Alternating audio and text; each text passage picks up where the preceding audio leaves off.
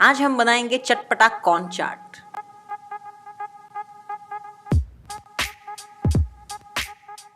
इसे बनाने के लिए सबसे पहले पैन में थोड़ा सा बटर लें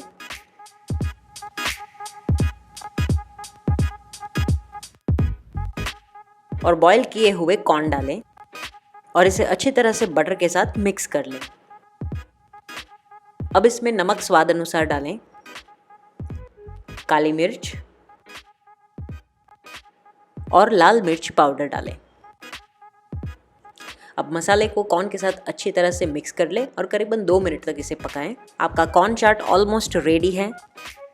इसके ऊपर नींबू स्क्वीज करें ताकि ये एकदम चटपटा हो जाए।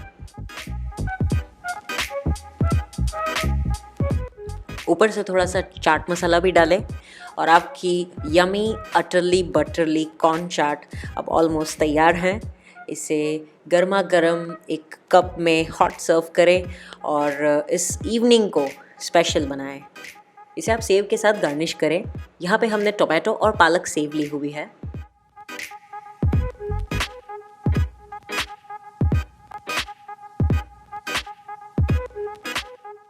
You know, we Indians love chats. Since long, we are trying so many chats with different variations, and this is one of the best variations.